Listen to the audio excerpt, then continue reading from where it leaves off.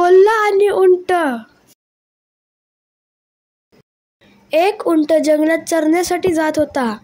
तेथे राहणारा एक दुष्ट कोल्हा त्याला पाहून रोज विचार करायचा की त्याला कसे फसवता येईल. एकदा त्याने उंटाला विचारले, "अरे उंटा, रोज गवत खाऊन तुला कंटाळा येत नाही का?" त्यावर उंट म्हणाला, "माझ्या नशिबात गवत खाणेच आहे. या जंगलात दुसरे काय उगवणार?" तेव्हा कोल्हा म्हणाला, "मी तर रोज जवळच्या एका शेतात जातो आणि तेथे गाजर, मुळा, काकडी, भोपळा खातो.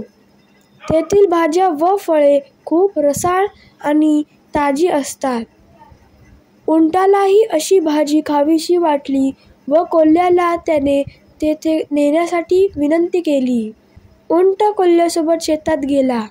कोल्ह्याने आधी जाऊन स्वतः खाऊन घेतले व उंटाला नंतर पाठविले. उंट शेतात जाताच कोल्ह्याने मग जोराने कोल्हेकुई सुरू केली. कोल्ह्याचा आवाज ऐकताच शेताचा मालक आणि त्याचे 4 गडी शेतात घुसले. त्यांना पाहताच कोल्ह्याने जोरात धूम ठोकली व जंगलात पळून गेला. बिचारा उंट पळता न आल्यामुळे तिथेच अडकून बसला. शेतकऱ्याने उंटाला बेदम मारहाण केली. त्याला मार खाताना पाहून कोल्ह्याला खूप आनंद झाला. या गोष्टीला काही दिवस गेले.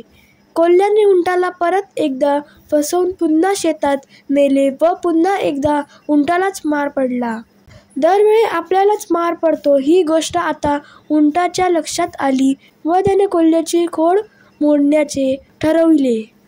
काही दिवसांनी मोठा पाऊस आला. जंगलामध्ये पाणीच पाणी झाले.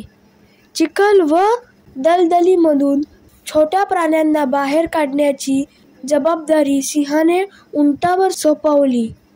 उंटाने सगळे प्राणी बाहेर नेऊन सुरक्षित ठिकाणी सोडले. मात्र जेव्हा कोल्ह्याची वेळ आली तेव्हा उंटाने मुद्दामच जास्त खोल पाण्यात नेऊन डुबकी मारली. कोल्हा पाण्यात बुडून मरण पावला. तात्पर्य: करावे तसे भरावे.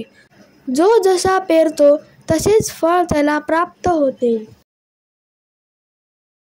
तर फ्रेंड्स, तुम्हाला व्हिडिओ आवडला असेल तर या व्हिडिओला लाईक करा, शेअर करा आणि चॅनलला सबस्क्राईब करायला विसरू नका. Thank you friends and bye bye.